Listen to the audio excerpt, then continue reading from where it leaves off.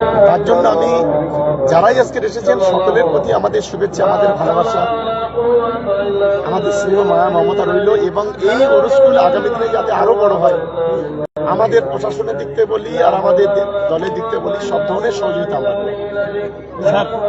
বর্তমান সময়ে এই এসআইআর নিয়ে সংখ্যালঘু মানুষের উপর বহু নির্যাতিত, বহু চাপ এসছে, এই সম্বন্ধে কিছু বলুন। দেখুন, আজকের কেন্দ্রের বিজেপি সরকার, বিশেষ করে নরেন্দ্র মোদী, অমিত শাহ ইলেকশন কমিশনকে দিয়ে এই নোংরা খেলা খেলেছে।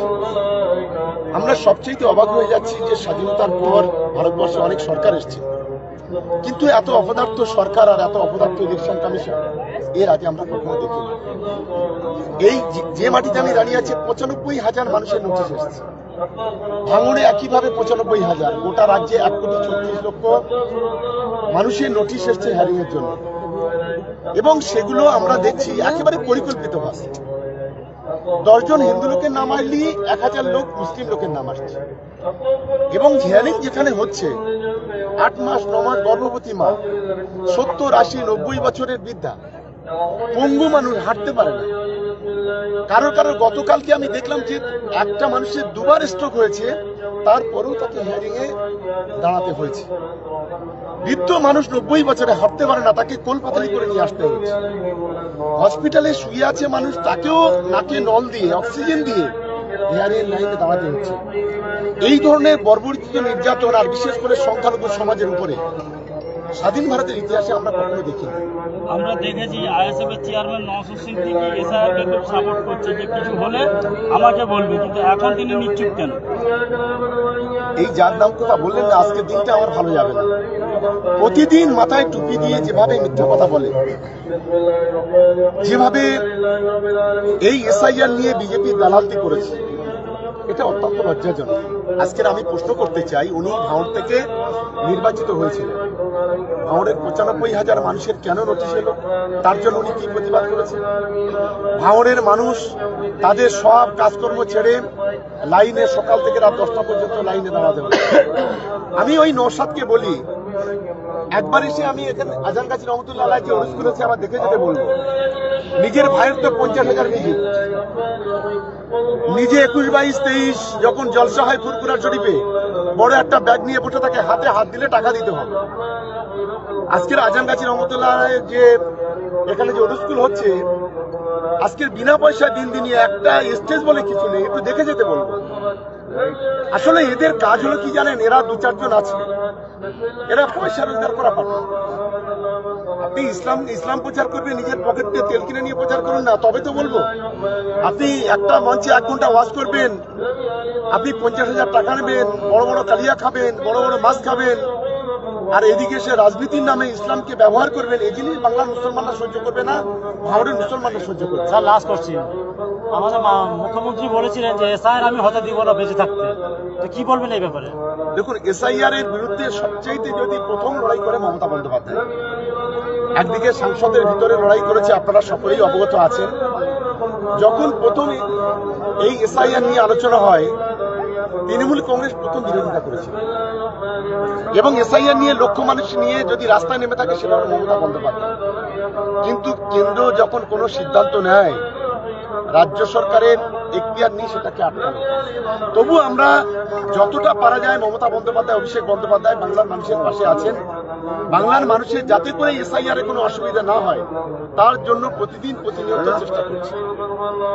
স্যার, আর একটা প্রশ্ন, এই যে এসআইআর নিয়ে মানুষ আতঙ্কে আছে, এই সাধারণ মানুষ যেভাবে আতঙ্কে আছে, এদের দিয়ে স্বস্তির উপায় কি আছে? দেখুন, এ পর্যন্ত ১২৬ জন মানুষ মারা গেছে, কেউ সুইসাইড করেছে, কেউ হার্ট অ্যাটাক করেছে, ১৫ জনের বেশি বিএলও মারা গেছে, অনেকেই মৃত্যুর সঙ্গে পাঞ্জা লড়ছে। এখানে এই বর্বর সরকারকে যতদিন পর্যন্ত দিল্লি থেকে না সরানো যাবে, ততদিন পর্যন্ত বাংলা কেন সারা ভারতবর্ষের সংখ্যালঘু সমাজ বলি আর সংখ্যাগুরু সমাজ বলি, তাদের নির্যাতন সহ্য করতে হবে। আর বিশেষ করে বাংলার মানুষ, দেখুন, লজিক্যাল ডিসক্রিপেন্সি এটা কিন্তু আপনি অন্য কোনো রাজ্যে পাবেন না, এটা শুধুমাত্র ভারতবর্ষ, শুধুমাত্র বাংলাতে, অন্য কোথাও পাবেন। আপনি উত্তরপ্রদেশে পাবেন না, রাজস্থানে পাবেন না, কোথাও পাবেন না। লজিক্যাল ডিসক্রিপেন্সি বিহারে এক ধরনের হয়েছে, আমাদের এক ধরনের হচ্ছে। এক ভয়ঙ্কর খেলা।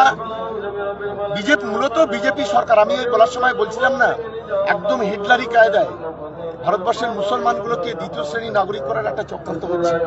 এরপরে দেখবেন এই যে জনগণনা শুরু হয়েছে, এনআরসি চালু করবে।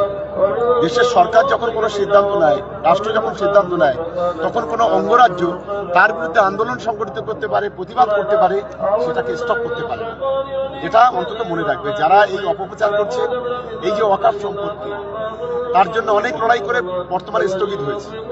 এই এসআইআর, যেটা দেশের রাষ্ট্র যখন একটা সিদ্ধান্ত নেয়, সেটাকে আমরা লড়াই করছি, আন্দোলন করছি, সংগ্রাম করছি, ঠিক আছে, কিন্তু সেটাকে একেবারে বন্ধ করে দেওয়া, একেবারে সংখ্যা গরিষ্ঠতা না থাকলে পার্লামেন্টে এটা করা যায় না। এটা প্রথমেই যারা আজকে সমালোচনা করছে তাদেরকে বুঝতে হবে। ধন্যবাদ।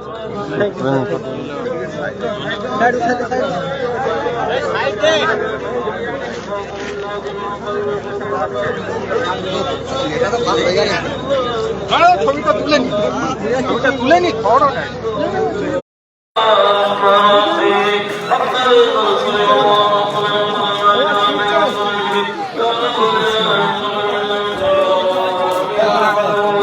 আর পিছিয়ে না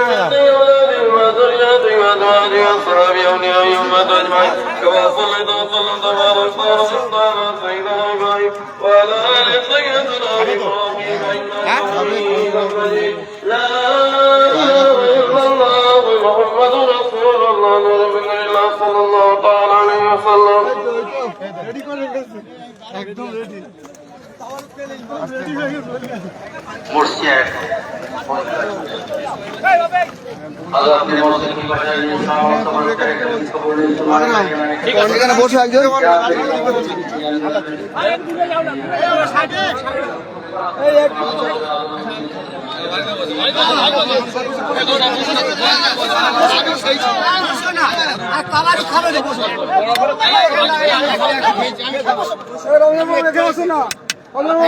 আপনি বসুন।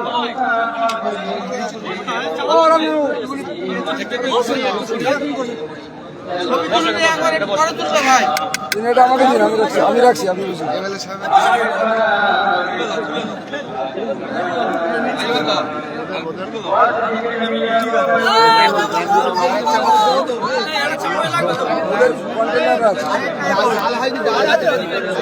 একটু আরেকটু দূরে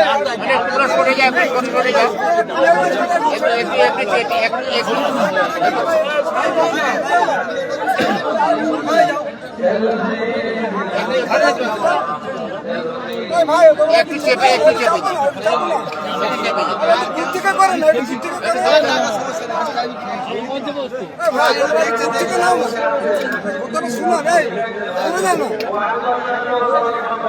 দূরে সরাতে পারছে না,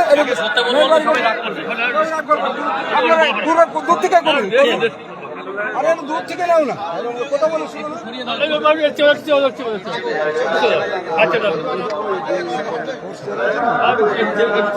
আছে না, রেডি করতে বলে ওখানে আছে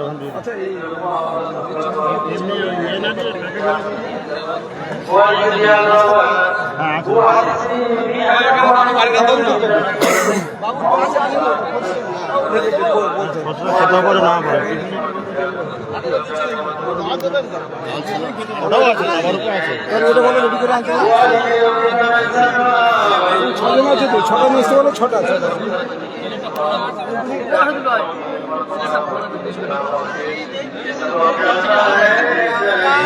একটু চেপে দাও তোমরা।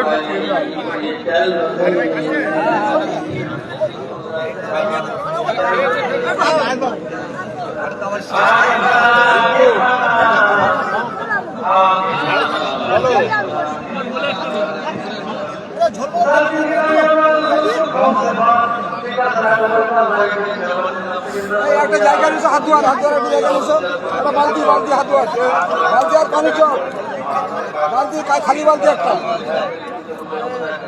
একটা খালি বালতি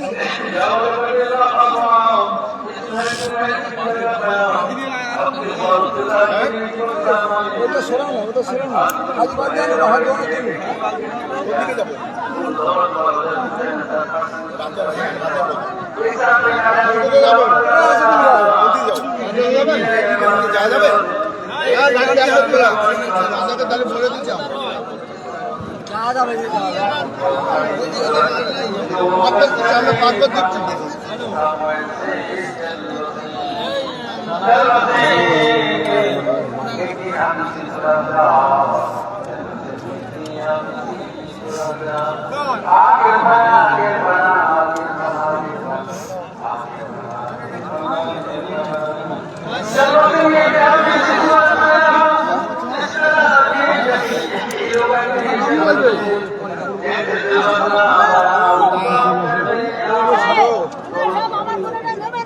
আচ্ছা ঠিক আছে বলো।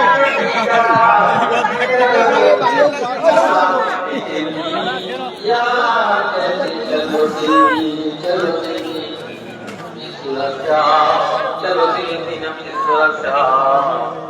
आगे बना आगे बना आगे बना اللهم ربنا امين الى يوشك جلسوا كوتا مبارك الى يوشك جلسوا كوتا مبارك جلسوا كوتا مبارك جلسوا كوتا مبارك الى يوشك فقيروا كوتا مبارك الى يوشك فقيروا كوتا مبارك فقيروا كوتا مبارك فقيروا كوتا مبارك الى يوشك وليوا كوتا مبارك الى يوشك وليوا كوتا مبارك وليوا كوتا مبارك وليوا كوتا مبارك الى يوشك شهدوا كوتا